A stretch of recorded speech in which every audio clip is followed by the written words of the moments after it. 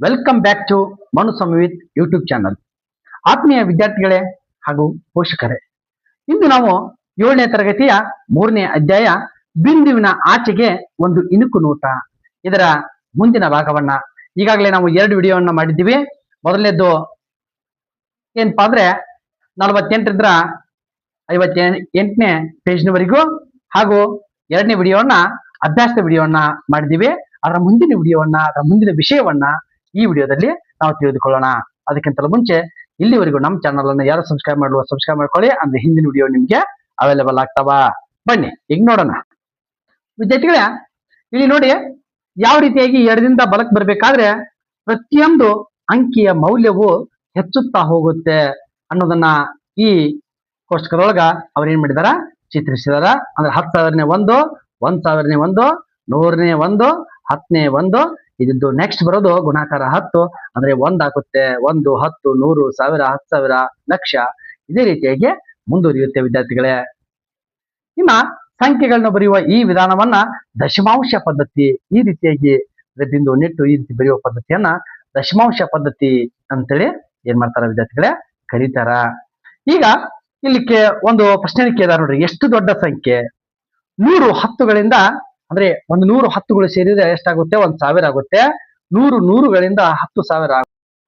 ಇಲ್ಲಿ ನೋಡಿ ವಿದ್ಯಾರ್ಥಿಗಳೇ, ನಾವು ಇದೇ ರೀತಿ ಅಂದ್ರೆ ದೊಡ್ಡ ಸಂಖ್ಯೆಯನ್ನ ಯಾವ ರೀತಿಯಾಗಿ ನಾವು ಭಿನ್ನ ರಾಶಿಗಳಲ್ಲಿ ಬರಿಬೇಕು ಅಂತಂದಾರ. ಇವುಗಳನ್ನ ನಾವೀಗ ಒಂದೊಂದಾಗಿ ನೋಡ್ಕೋತ ಹೋಗೋಣ ವಿದ್ಯಾರ್ಥಿಗಳೇ. ಎಷ್ಟು ಸಾವಿರನೇ ಒಂದುಗಳು ಒಂದು ಮಾನವನ್ನ ಮಾಡುತ್ತವೆ? ಎಷ್ಟು ಸಾವಿರನೇ ಒಂದುಗಳಪ್ಪ ಅಂದ್ರ 1,000ನೇ. ನೋಡಿ, ಒಂದೇದೇನಪ್ಪಾ ಅಂದ್ರ 1,000ನೇ 1 ಏನ್ ಮಾಡ್ತತಿ? ಒಂದು ಮಾನ. ಅಂದ್ರೆ ಇದು ಇಂಟು ಹಾಕಿಬಿಟ್ರೆ ವಿದ್ಯಾರ್ಥಿಗಳು ಎಷ್ಟಾಗುತ್ತೆ? 1,000ನೇ 1,000 ಆಗುತ್ತೆ. ಇದಕ್ಕೆ ಹೋಯ್ತಪ್ಪ ಅಂದ್ರ ಇಲ್ಲಿ ನಮಗ 1 ಉಳಿಯುತ್ತೆ, ಒಂದು ಮಾನವನ್ನು ಮಾಡುತ್ತೆ. ಇನ್ನ ಬಿ ನೋಡಿ, ಬಿ ಎಷ್ಟು ಸಾವಿರನೇ ಒಂದುಗಳು 10ನೇ ಒಂದನ್ನು ಮಾಡುತ್ತವೆ?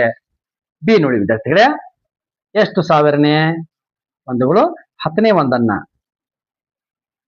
100 ಗುಣಾಕಾರ 1000ನೇ 1 ಇಸ್ಕೊಲ್ಟು 100. ಅಂದ್ರೆ 1000ನೇ 100, ಇದಕ್ಕೆ ಹೋಯ್ತು, ಇದಕ್ಕೆ ಹೋದ್ರ ಇದೇನಾಗುತ್ತೆ? 10ನೇ 1 ಆಗುತ್ತೆ. 10ನೇ 1. ಇನ್ನ ಸಿ ಬನ್ನಿ, ಎಷ್ಟು ಸಾವಿರನೇ ಒಂದುಗಳು 100ನೇ ಒಂದನ್ನು ಮಾಡುತ್ತವೆ? ಎಷ್ಟು ಸಾವಿರನೇ ಒಂದುಗಳು 100ನೇ ಒಂದನ್ನ ಮಾಡುತ್ತವೆ ಅಂದಾರ. ಇಲ್ಲಿ ಸಿ ನೋಡಿ, 10 ಸಾವಿರನೇ ಒಂದುಗಳು 10 ಸಾವಿರನೇ ಒಂದುಗಳು ಏನ್ ಮಾಡ್ತಾವಪ್ಪ ಅಂದ್ರ 100ನೇ ಒಂದನ್ನ ಮಾಡ್ತಾವ. ಎಷ್ಟನೇ ಒಂದನ್ನು ಮಾಡ್ತಾವ? 100ನೇ ಒಂದನ್ನು ರೆಡಿ ಮಾಡ್ತಾವ. ಇನ್ನು ವಿದ್ಯಾರ್ಥಿಗಳೇ ಡಿ ನೋಡಿ, ಎಷ್ಟು 10ನೇ ಒಂದುಗಳು 1 10ನ್ನು ಮಾಡುತ್ತವೆ? ಎಷ್ಟು 10ನೇ ಒಂದುಗಳು 1 10ನ್ನು ಮಾಡುತ್ತವೆ ಅಂತಂದಾರ. ಡಿ ನೋಡಿ ವಿದ್ಯಾರ್ಥಿಗಳೇ, ಏನಪ್ಪಾ ಅಂದ್ರೆ 100 10ನೇ ಒಂದುಗಳು ಇವೇನ್ ಮಾಡ್ತಾವ? 1 10ನ್ನ ರೆಡಿ ಮಾಡ್ತಾವ. 1 10ನ್ನ ಏನ್ ಮಾಡ್ತಾವ? ತಯಾರಿಸ್ತಾವ. ಎಷ್ಟು 100ನೇ ಒಂದುಗಳು 1 10ನ್ನು ಮಾಡುತ್ತವೆ? ಎಷ್ಟು 10ನೇ ಒಂದುಗಳು 1 10ನ್ನು ಮಾಡ್ತಾವ? ಎಷ್ಟು 100ನೇ ಒಂದುಗಳು 1 10ನ್ನ ಮಾಡ್ತಾವ ಅಂತ ಹೇಳ್ತಾರ ವಿದ್ಯಾರ್ಥಿಗಳೇ.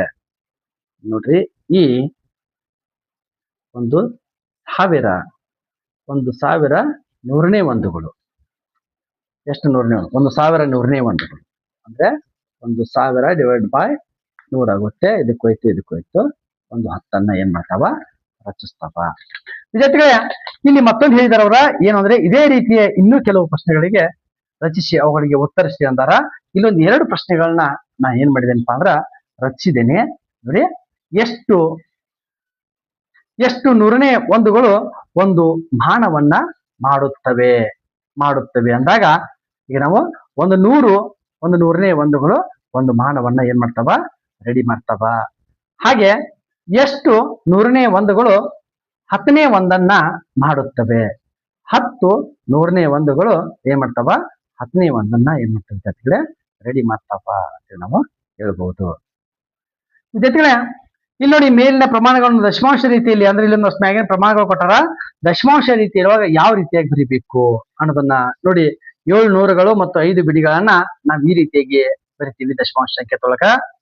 ಇನ್ನ 7 ಹತ್ತುಗಳು ಮತ್ತು 5 ಹತ್ತನೇ ಒಂದುಗಳು ಅದನ್ನ ನಾವೇನ್ ಮಾಡ್ತೀವಿ 7 10 ಅಂದ್ರೆ 70 ಬಿಡಿ ಇಲ್ಲ 10ನೇ 5 ಅಂದ್ರೆ 70.5 ಅಂತ ಬರ್ತೀವಿ ವಿದ್ಯಾರ್ಥಿಗಳೇ. ಅದೇ 7 ಬಿಡಿಗಳು 5 ನೂರನೇ ಒಂದುಗಳು ಅದನ್ನ ಬರಿಬೇಕಾದ್ರೆ 7.05 ಅಂತೇಳಿ ನಾವು ಈ ರೀತಿಯಾಗಿ ಬರಿತೀವಿ.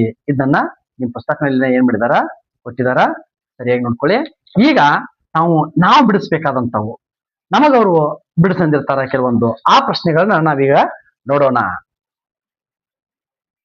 ನೋಡಿ, ಮೇಲಿನಂತೆಯೇ ಒಂದು ಸ್ಥಾನ ಬೆಲೆ ಕೋಷ್ಟಕವನ್ನು ತಯಾರಿಸಿ ಪ್ರತಿ ಪ್ರಮಾಣವನ್ನು ದಶಮಾಂಶ ರೂಪದಲ್ಲಿ ಸ್ಥಾನ ಬೆಲೆ ಪ್ರಕಾರ ಬರೆಯಿರಿ ಮತ್ತು ಸಂಖ್ಯೆಯನ್ನ ಓದಿ ಅಂತಾರ. ಇಲ್ಲಿ ನೋಡಿ ವಿದ್ಯಾರ್ಥಿಗಳೇ, ಮೇಲಿನಂತೆ ಬರೀರಿ ಅಂತಾರ. 2 ಬಿಡಿಗಳು ಅಂದ್ರ 2 ಬಿಡಿಗಳು ಅಂದ್ರೆ ಎಷ್ಟಪ್ಪ ಅಂದ್ರ 2 ಆಗುತ್ತೆ. ಇನ್ನ 3 ಹತ್ತನೇ ಒಂದುಗಳು ಪ್ಲಸ್ 10ನೇ ಒಂದುಗಳು ಎಷ್ಟು 3 ಪ್ಲಸ್ 5 ನೂರನೇ ಒಂದುಗಳು 5. ಹಾಗಿದ್ರ ಇದನ್ನ ನಾವು ದಶಮಾಂಶ ಪದ್ಧತಿ ಒಳಗೆ ಬರಿಬೇಕಾದ್ರ 2.35 ಅಂತೇಳಿ ನಾವು ಬರಿಬೇಕಾಗುತ್ತೆ ವಿದ್ಯಾರ್ಥಿಗಳೇ ಸ್ಥಾನ ಬೆಲೆಗಳ ಅನುಗುಣವಾಗಿ. ಇನ್ನ ಬಿ ಬರೋಣ. 1 10 ಮತ್ತು 5 ಹತ್ತನೇ ಒಂದುಗಳು ನೋಡಿ 1 10 5 ಹತ್ತನೇ ಒಂದುಗಳು ಎಷ್ಟಪ್ಪ ಅಂದ್ರೆ 5. ಇದರ ಮಧ್ಯದಲ್ಲಿ ಬಿಡಿ ಸ್ಥಾನದಲ್ಲಿ 0 ಇದೆ. ಅದನ್ನ ನಾವ್ ಏನ್ ಬರಿಬಹುದು 10.5 ಅಂತೇಳಿ ಅದನ್ನ ಬರಿಬಹುದು. ಈಗ ನೆಕ್ಸ್ಟ್ ಅಕೌಂಟ್ ನೋಡೋಣ. 4 ಬಿಡಿಗಳು ಮತ್ತು 6 ನೂರನೇ ಒಂದುಗಳು 4 ಬಿಡಿಗಳು ಪ್ಲಸ್ 6 ನೂರನೇ ಒಂದುಗಳು ಇದನ್ನ ನಾವು 4.06 ಅಂತೇಳಿ ಬರಿಬೇಕು ವಿದ್ಯಾರ್ಥಿ ಸ್ಥಾನ ಬಿಡಿಗಳ ಅನುಗುಣವಾಗಿ. ಇನ್ನ ಡಿಗೆ ಬನ್ನಿ. 100 1 ಬಿಡಿ 1 ನೂರನೇ ಒಂದು ನೋಡ್ರಿ 100 ಹತ್ತಿಲ್ಲ 0 ಇದೆ 1 ಬಿಡಿ. ಇನ್ನ 1 ನೂರನೇ ಒಂದು ಏನಿದೆ 100ನೇ ಒಂದು. ಇದನ್ನ ನಾವು ಯಾವ ರೀತಿ ಬರಿಬೇಕಾಗುತ್ತೆಪ್ಪ ಅಂದ್ರ ಇದನ್ನ ನಾವು ಯಾವ ರೀತಿ ಬರಿಬೇಕಾಗುತ್ತೆ ಅಂದ್ರೆ 100 10ರಲ್ಲಿ ಏನಿಲ್ಲ 101 ಬಿಂದು 10ನೇ ಒಂದಕ್ಕೆ ಏನಿಲ್ಲ 100ನೇ ಒಂದು ಅಂದ್ರೆ 101.01 ಅಂತೇಳಿ ಬರಿಬೇಕಾಗುತ್ತೆ ಮತ್ತು ಓದ್ಬೇಕಾಗುತ್ತೆ ವಿದ್ಯಾರ್ಥಿಗಳು.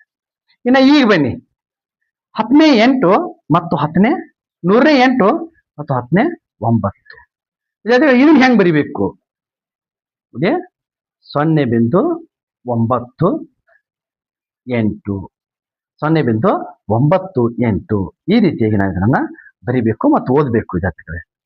ಇನ್ನ 100ನೇ 5 0.05 ಅಂದ್ರೆ ಕೆಳಗೆ 100 ಇದ್ರೆ ಮೇಲೆ 2 ಸ್ಥಾನ ಬಿಟ್ಟು ನಾವು ದಶಮಾಂಶಕ್ಕೆ ಬಿಂದು ಬರುತ್ತೆ 0.05. ಇನ್ನು 10ನೇ ಒಂದು ಇದು 0.1 ಅಂದ್ರೆ 10ರಲ್ಲಿ 1 ಭಾಗ ಅಂತ ಅರ್ಥ. ಇದು 100ರಲ್ಲಿ 5 ಭಾಗ. ಇನ್ನ ಎಚ್ ಬನ್ನಿ ಕೊನೆಯದು. ಇಲ್ಲಿ ಏನ್ ಕೊಟ್ಟಿದಾರ 2 ಮತ್ತು 100ನೇ ಒಂದು 2 100ನೇ ಒಂದು 200 ಪ್ಲಸ್ ಫಸ್ಟ್ ನಾವು ಪೂರ್ಣಾಂಕ ಅಂತ ತಗೊಳ್ಳೋಣ 4 ಹತ್ತನೇ ಒಂದು 4 ಪ್ಲಸ್ ಆನಂತರ 7,000 ನೋಡ್ರಿ ಇಲ್ಲಿ ಫಸ್ಟ್ 1000 ಲಾಸ್ಟ್ ಕೊಟ್ಟಾರ 7,000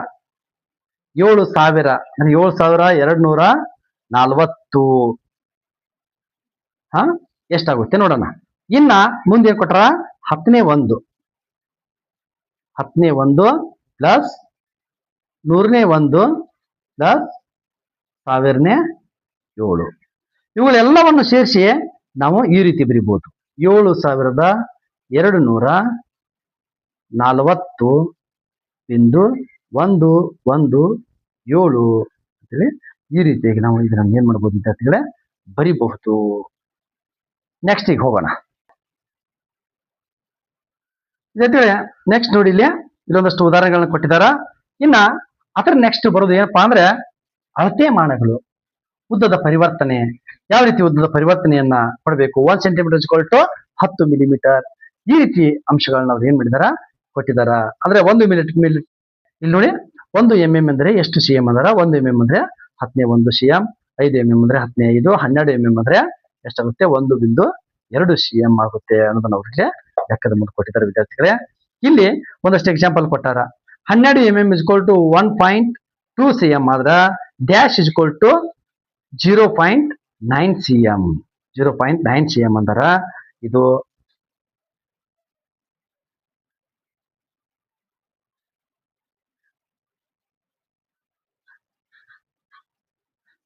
9 mm. ಇಲ್ಲಿ ನೋಡಿ 134 mm = ಎಷ್ಟು ಅಂದಾರ? 13.4 cm. ಹಾಗೆ ವಿದ್ಯಾರ್ಥಿಗಳೇ 70 mm = ಎಷ್ಟು ಅಂದಾರ? 7 cm. ಹಾಗೆ 203.6 cm = ಎಷ್ಟು mm ಅಂತ ಹೇಳ್ತಾರ? 2000 ಇಲ್ಲಿ ನೋಡಿ ವಿದ್ಯಾರ್ಥಿಗಳೇ 2036 mm = ಎಷ್ಟಾಗುತ್ತೆ? 213.6 cm ಆಗುತ್ತೆ. ಇಲ್ಲಿ ಕೆಲವೊಂದಷ್ಟು ಕೊಟ್ಟಿದಾರ ನೋಡಿ ಮಕ್ಕಳ. ಇಲ್ಲಿ ಏನ್ ಮಾಡಿದಾರಪ್ಪ ಅಂದ್ರ ಮುಂದಿನ ಖಾಲಿ ಜಾಗವನ್ನ ಭರ್ತಿ ಮಾಡಿ ಅಂದಾರ. ಹೆಂಗಪ್ಪ ಅಂದ್ರ cm ನಿಂತ್ರ ಮೀಟರ್. ಯಾಕಂದ್ರೆ ನಮ್ಗೆ cm ನಿಂತ್ರ ಮೀಟರ್ ಅಂದ್ರೆ 1 ಮೀಟರ್ = 1000 ಸೆಂಟಿಮೀಟರ್ಗಳು. 1000 ಸೆಂಟಿಮೀಟರ್ಗಳು ಅನ್ನೋದನ್ನ ನಾವು ತಿಳಿದುಕೊಳ್ಬೇಕು. ಈಗ 36 ಸೆಂಟಿಮೀಟರ್ = 1000 ಇದನ್ನ ನಾವ್ ಏನ್ ಮಾಡ್ಬೋದು? 0.036 m ಅಂತೇಳಿ ಹೇಳ್ಬೋದು. ಇನ್ನ 50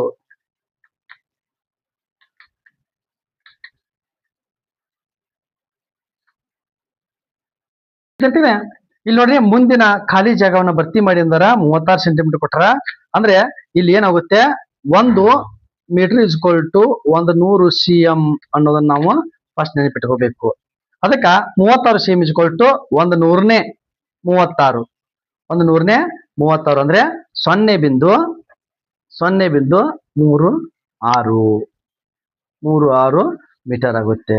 50 ಮೀಟರ್ = 100ನೇ 50 = 0.50 ಮೀಟರ್ ಆಗುತ್ತೆ. ಇನ್ನ ಇಲ್ಲಿ ಏನ್ ಕೊಡ್ತಾರಪ್ಪ ಅಂದ್ರೆ 0.89 ಮೀಟರ್ ಅಂತ ಕೊಟ್ಟಾರ. ಅಂದ್ರೆ ಇದು ಎಷ್ಟಾಗುತ್ತೆ? 89 cm. 89 cm ಆಗುತ್ತೆ ವಿದ್ಯಾರ್ಥಿಗಳೇ. ಇನ್ನು 4 cm = 100ನೇ 4 = 0.04 m. ನಾವು 325 cm = 325 100ನೇ 325 = 3.25 m. 25 m. ವಿದ್ಯಾರ್ಥಿಗಳ 2.07 m = ಎಷ್ಟಾಗುತ್ತೆ? 207 cm. 207 cm. ಇದು ಕೇವಲ 7ನೇ ತರಗತಿಯ ವಿದ್ಯಾರ್ಥಿಗಳಷ್ಟೇ ಅಲ್ಲದೆ ಈಗ ಮುಂಬರುವಂತ PSTR ಮತ್ತು GPSTR ವಿದ್ಯಾರ್ಥಿಗಳಿಗೂ ಇದು ಬಹಳ ಮುಖ್ಯವಾದಂತ ಘಟಕವಾಗಿದೆ. ಯಾಕಂದ್ರೆ ಇದು ಕೇವಲ ಗಣಿತವನ್ನು ಮಾತ್ರ ಹೊಂದಿರದೆ ಸೈನ್ಸಿನ ಕೆಲವೊಂದು ಉದಾಹರಣೆಗಳನ್ನ ಒಳಗೊಂಡಿದೆ. ಅಂದ್ರೆ ಇದು ಕ್ವಿಜ್ ಟೈಪ್ ಕ್ವಶನ್ ಆನ್ಸರಿಗೂ ಬಹಳ ಮುಖ್ಯವಾದಂತ ಲೆಸನ್ ಆಗಿದೆ. ಆದ್ದರಿಂದ ಅವರು ಕೂಡ ಇದನ್ನು ಸ್ಪಷ್ಟವಾಗಿ ನೋಡ್ಕೊಳ್ಳಿ. ಹಮ್ಮಿಂಗ್ ಹಕ್ಕಿಯ ಮೊಟ್ಟೆಯ ಸಾಮಾನ್ಯವಾಗಿ ಅಂದ್ರೆ ಹಮ್ಮಿಂಗ್ ಹಕ್ಕಿಯ ಮೊಟ್ಟೆಯ ಅಳತೆ ಎಷ್ಟದಪ್ಪ ಸಾಮಾನ್ಯವಾಗಿ ಅಂತ ಕೇಳಿದ್ರೆ 1.3 ಸೆಂಟಿಮೀಟರ್ ಉದ್ದ ಇದ್ರ 0.9 ಸೆಂಟಿಮೀಟರ್ ಅಗಲ ಇರ್ತತಿ ಅಂತ ಹೇಳ್ತಾರ. ಅದೇ ಫಿಲಿಪೈನ್ ಗೋಬಿ ಸುಮಾರು 0.9 ಸೆಂಟಿಮೀಟರ್ ಉದ್ದ ಇರುತ್ತದೆ.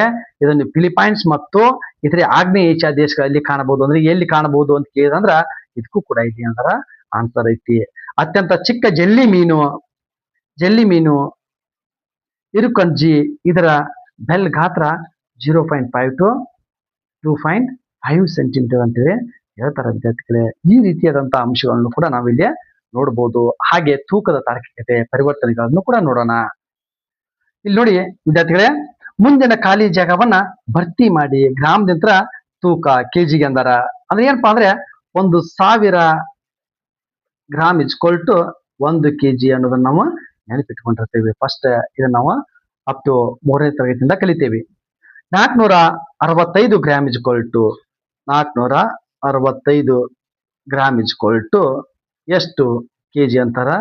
0.465 ಕೆಜಿ ವಿದ್ಯಾರ್ಥಿಗಳೇ. 68 gram is equal to 68 gram is equal to 0.068 KG. ಇನ್ನ 1560 ಗ್ರಾಮ್ ಇಸ್ಕೊಲ್ ಟು, ನೇರವಾಗಿ ಬರ್ಬಿಡ್ತೇನೆ ವಿದ್ಯಾರ್ಥಿಗಳೇ, 1.560 ಕೆಜಿ. 5-6 ಕೆಜಿ ಅಂದ್ರೆ ನಡೆಯುತ್ತೆ, ಇಲ್ಲ 0 ಇಲ್ಲ ಅಂದ್ರೂ ನಡೆಯುತ್ತೆ. ಇನ್ನು 704 ಗ್ರಾಮ್ ಇಸ್ಕೊಲ್ ಟು 0.704 ಕೆಜಿಗೆ ಸಮ ಆಗುತ್ತೆ. ಇನ್ನು 0.56 ಕೆಜಿ ಅಂದ್ರೆ 560, ಏನಿಲ್ಲ ಅಂದ್ರೂ 0 ಇರುತ್ತೆ, 560 ಗ್ರಾಮ್ಗಳು ವಿದ್ಯಾರ್ಥಿಗಳೇ. ಹಾಗೆ 2.5 ಕೆಜಿ ಕೂಡ 2500 ಗ್ರಾಮ್ಗಳಿಗೆ ಸಮ ಆಗಿರುತ್ತೆ ವಿದ್ಯಾರ್ಥಿಗಳೇ. ಇನ್ನ ರೂಪಾಯಿ ಪೈಸೆ ಪರಿವರ್ತನೆ ಅದು ನಿಮಗೆ ಗೊತ್ತಿದೆ. 1 ರೂಪಾಯಿ ಕೊಟ್ಟು 100 ಪೈಸೆ ಅನ್ನೋದು ಅದನ್ನ ದಶಮಾಂಶದಲ್ಲಿ ಮತ್ತು ಭಿನ್ನರಾಶಿಗಳು ಬರೆದಾಗ ಈ ರೀತಿ ಆಗುತ್ತೆ.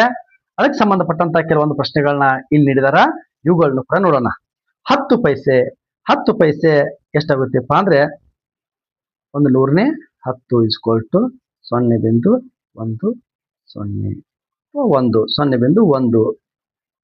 0.1 ರೂಪಾಯಿ ಆಗುತ್ತೆ.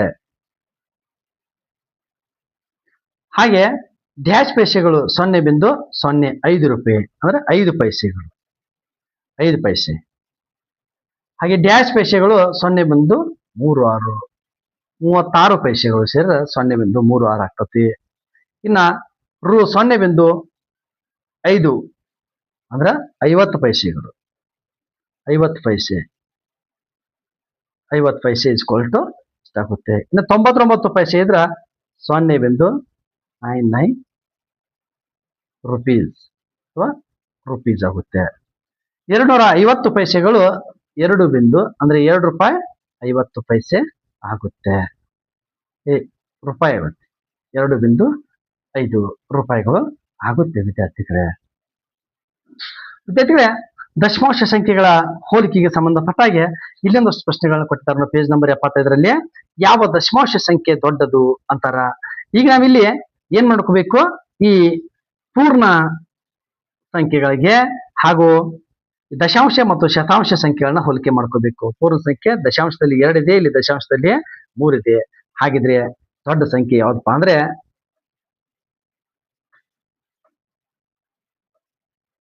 ದೊಡ್ಡ ಸಂಖ್ಯೆ ಇದ್ರೊಳಗ 1.32 ಆಗುತ್ತೆ.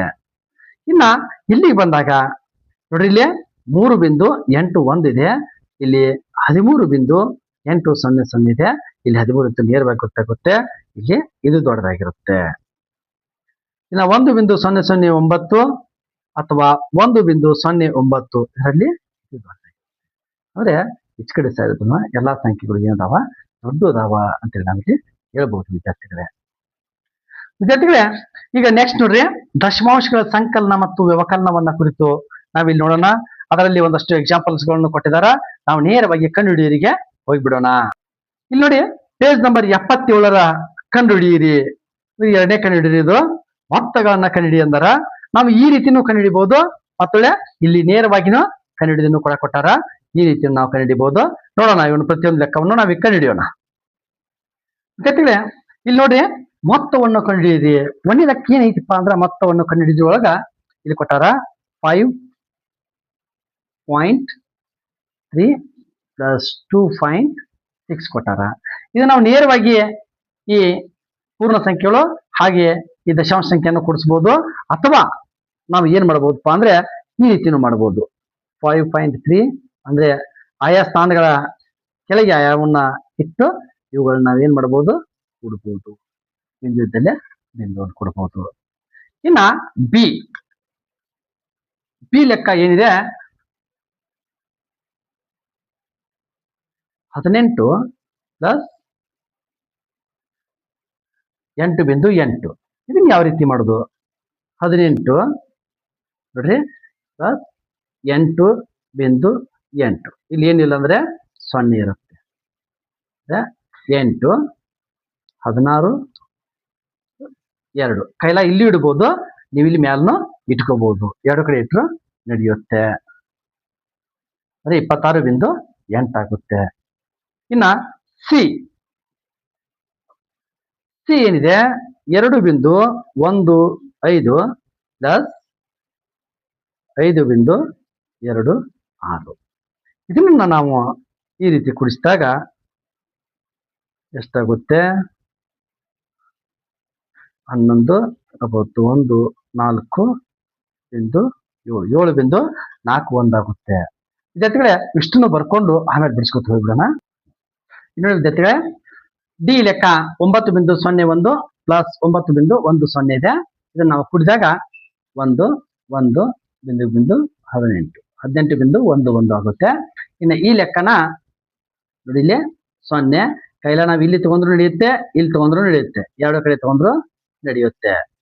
ಇದು 11 ಮತ್ತೆ ಮುಂದಿನ ಸಂಖ್ಯೆ ಕೈಲ ಬರುತ್ತೆ 19 ಕೈಲ ಬರುತ್ತೆ 3. ಅಂದ್ರೆ ಈ ಬಿಂದು ನೇರವಾಗಿ ಬಿಂದು ಇಡೋಣ. ಅಂದ್ರೆ 39.10 ಆಗುತ್ತೆ ವಿದ್ಯಾರ್ಥಿಗಳೇ. 39.10. ಇನ್ನ ಎಫ್ ಲೆಕ್ಕಕ್ಕೆ ಬರೋಣ. ಇಲ್ಲಿ 4ಕ್ಕೆ 4 ಬರುತ್ತೆ. ಇಲ್ಲಿ ಏನು ಇರೋದಿಲ್ಲ, ಏನಿಲ್ಲ ಅಂದ್ರೆ 0 ನಾವು ಇಟ್ಕೋಬಹುದು. ಯಾಕಂದ್ರೆ ಇಲ್ಲಿ ಏನಿಲ್ಲ ಅಂದ್ರೆ 0 ಎಷ್ಟು ನೀವು 0 ಇಟ್ಕೊಂಡ್ರು ಲೆಕ್ಕ ಉತ್ತರದಲ್ಲಿ ವ್ಯತ್ಯಾಸ ಆಗೋದಿಲ್ಲ. 3 15 ಕೈಲ 1 ಅಂದ್ರೆ 1.53 4 ಆಗುತ್ತೆ. ಅಂದ್ರೆ ಜಂಪ್ ಆಗುತ್ತೆ. ನಾವು ಸಾಮಾನ್ಯ ಲೆಕ್ಕದಲ್ಲಿ ಮಾಡ್ತೇವಲ್ಲ ಅದೇ ರೀತಿ ಮುಂದೆ ದಶಕಗಳು ಮುಂದೆ ಹೋಗ್ತಾವ. 5 3 8 7 ಬಿಂದು 0 0.78. 6 7 13 13 ಇದೆ ಕ್ಯಾರಿ ಕೈಲ 1. 9 3 12 ಕೈಲ 1. 2 4 1 7 6ಕ್ಕೆ 6. ನೀವು ಕೈಲವನ್ನು ಇಲ್ಲಿ ತಗೋಬಹುದು. ಇಲ್ಲಿ ತಗೊಂಡ್ರೆ ಏನು ತಪ್ಪಲ್ಲ, ಇಲ್ಲಿ ತಗೊಂಡ್ ತಪ್ಪಲ್ಲ, ಇಲ್ಲಿ ತಗೊಂಡ್ರೆ ತಪ್ಪರೋದಿಲ್ಲ. ಲೆಕ್ಕ ಸೀದಾ ಬರುತ್ತೆ. ಇನ್ನ ವ್ಯತ್ಯಾಸಗಳನ್ನು ಕಂಡುಹಿಡಿದಿ ಅಂದಾರ. ವ್ಯತ್ಯಾಸಕ್ಕೆ ಸಂಬಂಧಪಟ್ಟಂತ ಲೆಕ್ಕಗಳನ್ನು ಕೂಡ ನಾವು ಅದೇ ರೀತಿಯಾಗಿ ಬರೆದುಕೊಂಡು ಯಾವ ರೀತಿಯಾಗಿ ಮಾಡಬೇಕು ಅನ್ನೋದನ್ನ ನೋಡೋಣ ವಿದ್ಯಾರ್ಥಿಗಳೇ. ಇಲ್ಲಿ ವ್ಯತ್ಯಾಸಗಳನ್ನು ಕಂಡುಹಿಡಿದಿ ಅಂದಾರ. ಮೊದಲನೇ ಲೆಕ್ಕವನ್ನ ಎ ಲೆಕ್ಕವನ್ನು ನೋಡ್ರಿ, ಅದೇ ಆಗಲೇ ಸಂಕಲನ ಮಾಡಿದ್ರಲ್ಲ ಅದೇ ಸೇಮು. 5.6 ಮೈನಸ್ 2.3 ಕೊಟ್ಟಿದಾರ. ಇದನ್ನ ನಾವು ಈ ರೀತಿ ಕೂಡಿಸ್ಕೊಂಡು 6ರಲ್ಲಿ 3 ಹೋದ್ರೆ 3 ಬಿಂದು 5ರಲ್ಲಿ 2 ಹೋದ್ರೆ 3 3.3 ಬರುತ್ತೆ. ಇನ್ನ 18ರೊಳಗ 8.8 ಕಳಿ ಅಂದಾರ. 18 ಅಂದ್ರೆ ಮುಂದೆ ನಮಗೆ ಏನಿಲ್ದಾಗ ನಾವು 0 ಇಟ್ಟರೆ ಅಲ್ಲಿ ಬೆಲೆಯಲ್ಲಿ ವ್ಯತ್ಯಾಸ ಆಗೋದಿಲ್ಲ ಅನ್ನೋದು ಈಗಾಗಲೇ ನಾವು ತಿಳ್ಕೊಂಡಿದ್ದೀವಿ. ಈಗ ನಾವೇನ್ ಮಾಡೋಣ, 0ಗೆ 0 ಇರ್ಲಿ ಬಿಡ್ಲಿ ನಡೆಯುತ್ತೆ. 0 ಒಳಗೆ 8 ಹೋದ್ರೆ ಏನಾಗುತ್ತೆ? ಹೋಗೋದಿಲ್ಲ. ಅವಾಗ ನಾವು ಒಂದು ಕ್ಯಾರಿ ತಗೋಬೇಕಾಗುತ್ತೆ. ಇಲ್ಲಿ ಒಂದನ್ನ ಈ ಕಡೆ ತಗೊಂಡು ನಾವೇನ್ ಮಾಡ್ಬೇಕಾಗುತ್ತೆ? ಇದನ್ನ ಕಡಿಮೆ ಮಾಡಬೇಕಾಗುತ್ತೆ. 10ರಲ್ಲಿ 8 ಹೋದ್ರೆ ಎಷ್ಟು ಬರುತ್ತೆ? 2 ಬರುತ್ತೆ. ಬಿಂದು ಬರುತ್ತೆ. ಇಲ್ಲಿ 7ರಲ್ಲಿ 8 ಹೋಗೋದಿಲ್ಲ. ಆದ್ದರಿಂದ ಏನ್ ಮಾಡ್ಬೇಕಾಗುತ್ತೆ? ನಾವು ಇಲ್ಲಿಂದ ಒಂದು ಕ್ಯಾರಿಯನ್ನು ತಗೊಂಡು 17ರಲ್ಲಿ 8 ಕಳಿಬೇಕಾಗುತ್ತೆ. 17ರಲ್ಲಿ 8 ಕಳೆದ್ರೆ 9 ಬರುತ್ತೆ. 9.2 ಬರುತ್ತೆ. ಇದಕ್ಕೆ ಈಗ ನಾವೇನ್ ಮಾಡೋಣ? ಸಿ ಹೋಗೋಣ. 10.4ರೊಳಗ ಏನ್ ಮಾಡಂದಾರ? 4.5 ಕಳಿ ಅಂದಾರ. ಈಗ 4ರೊಳಗ 5 ಕಳಿಯಕ್ ಬರೋದಿಲ್ಲ. ಆದ್ದರಿಂದ ನಾವು ಈಚೆ ಕಡೆ ಬಿಡಿ ಸ್ಥಾನದ ಹತ್ರ ಒಂದು ಕ್ಯಾರಿಯನ್ನು ತಗೋಬೇಕಾಗುತ್ತೆ. ಅಂದಾಗ ಇಲ್ಲಿ -1 ಆಗುತ್ತೆ. -1 ಆಗುತ್ತೆ. ಇಲ್ಲಿ ನಾವು -1 ತಗೋಬಹುದು, ಅಥವಾ ಇದನ್ನ ಕೈಲಾ ತಗೊಂಡಾಗ ಇಲ್ಲಿ 14 ಅಂತ ತಗೊಂಡು 14ರಾಗ 5 ಹೋದ್ರೆ 9 ಉಳಿಯುತ್ತೆ. ಈಗ ನಾವಿಲ್ಲಿ ಏನ್ ಮಾಡ್ಬೇಕಾಗುತ್ತೆ? 0 ಒಳಗೆ 5 ಮತ್ತು 1 ಕಳಿಬೇಕಾಗುತ್ತೆ. 5 ಮತ್ತು 1 4 ಮತ್ತು 1 ಅಂದ್ರೆ 5. ಈಗ ನಾವ್ ಇಲ್ಲೊಂದು ಕ್ಯಾರಿ ಅಂತ ತಗೊಂಡಿವಿ ಅಂದ್ರೆ ನಾವೇನ್ ಮಾಡೋಣ? ಇಲ್ಲಿ 5 ಬರುತ್ತೆ. ಇಲ್ಲಿ 1ರಲ್ಲಿ 1 ಹೋದ್ರೆ 0 ಬರುತ್ತೆ. ಅಂದ್ರೆ ಇದರ ಆನ್ಸರ್ 5.9 ಬರುತ್ತೆ ವಿದ್ಯಾರ್ಥಿಗಳೇ. ಈಗ ಡಿ ಲೆಕ್ಕಕ್ಕೆ ಹೋಗೋಣ.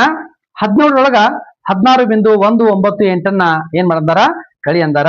ಇಲ್ಲಿ ನೋಡ್ರಿ ಇಲ್ಲಿ ಏನಿಲ್ಲ ಆಲ್ರೆಡಿ ಇಲ್ಲಿ ನಾವು ಬರ್ಕೊಂಡಿದೀವಲ್ಲ, ಹಾಗೆ ನಾವೇನ್ ಮಾಡ್ಬೇಕಾಗುತ್ತೆ ಎಷ್ಟು ಸ್ಥಾನದವಲ್ಲ ಅಷ್ಟು ಸ್ಥಾನದವರೆಗೂ 0 ಬರ್ಕೋದು.